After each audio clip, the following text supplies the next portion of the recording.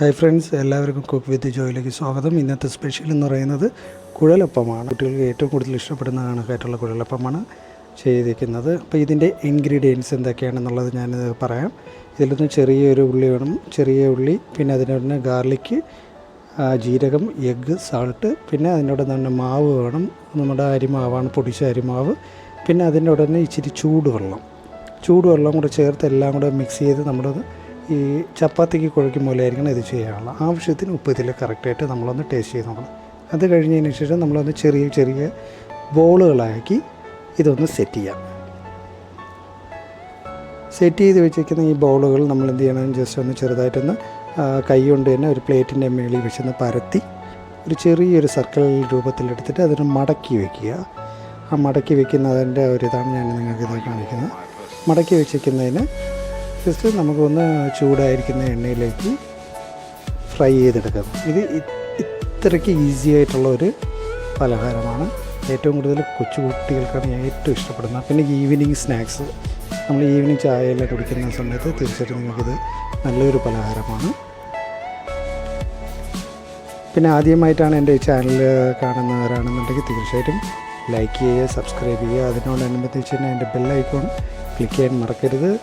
എൻ്റെ പുതിയ നോട്ടിഫിക്കേഷൻസ് നിങ്ങൾക്ക് എല്ലാവർക്കും എത്തിച്ചേരുന്നതാണ്. എന്തെങ്കിലും തെറ്റുകുറ്റങ്ങളുണ്ടെങ്കിൽ തീർച്ചയായിട്ടും മെസ്സേജ് ചെയ്യുക. ഇത് വീട്ടിലൊന്ന് ട്രൈ ചെയ്ത് നോക്കുക.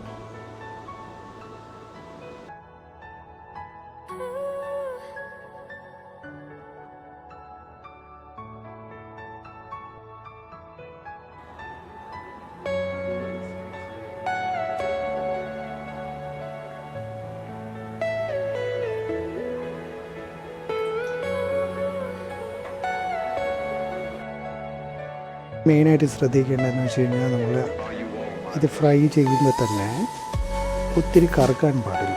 എന്ന് വെച്ച് കഴിഞ്ഞാൽ കരിക്കരുത്. എന്ന് വെച്ച് കഴിഞ്ഞാൽ അതിനെ ഒന്ന് ചെറു തീയിലാണ് ഇതൊന്ന് പ്രിപ്പയർ ചെയ്യേണ്ടത്. ഒരു ഇളം ബ്രൗണിഷ് കളർ, ഫുള്ളായിട്ടൊരു ബ്രൗണിഷ് കളർ വരുമ്പോഴാണ് നമ്മളിതൊന്ന് കോരിയെടുത്തിരുന്നത്. എന്നാൽ മാത്രമേ അതൊന്ന് ഒരു ടേസ്റ്റ് കിട്ടത്തുള്ളൂ. ഒത്തിരി നല്ലതായിട്ടൊന്ന് കരിഞ്ഞു കഴിഞ്ഞാൽ നമുക്ക് അതിൻ്റേതായ ഒരു ടേസ്റ്റ് കിട്ടത്തുള്ളൂ. ഈ ഒരു ബ്രൗണിഷ് കളറൊക്കെ വരുമ്പോൾ തന്നെ നമുക്കൊന്ന് അതൊന്ന് കോരി വേറൊരു പ്ലേറ്റിലോട്ട് മാറ്റേണ്ടതാണ്.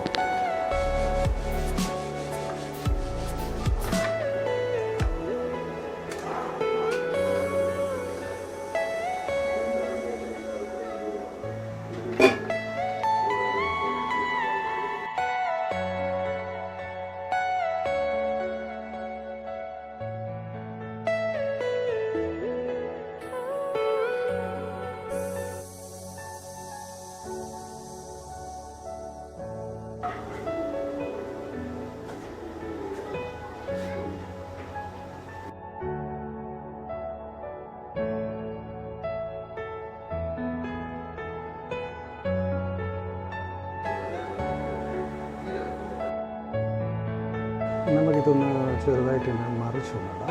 കാരണം എന്ന് വെച്ച് കഴിഞ്ഞാൽ ഒരു സൈഡൊന്ന് ചെറിയതായിട്ടൊന്ന് ബ്രൗണിഷ് കളറായി വരുന്നുണ്ട്. അതുകൊണ്ട് നമ്മൾ അടുത്തൊരു സൈഡ് കൊണ്ട് നന്നായിട്ട് അതൊന്ന് ബോയിലായി നന്നായിട്ട് കുക്കാവുന്നതിന് വേണ്ടിയാണ് നമുക്ക് രണ്ട് സൈഡൊന്ന് മറിച്ചിടാം. കാരണം എന്ന് വെച്ചാൽ ഇതൊന്ന് കോട്ട് ചെയ്താണ് ലഭിച്ചിട്ട് നമ്മളൊന്ന് രണ്ട് സൈഡ്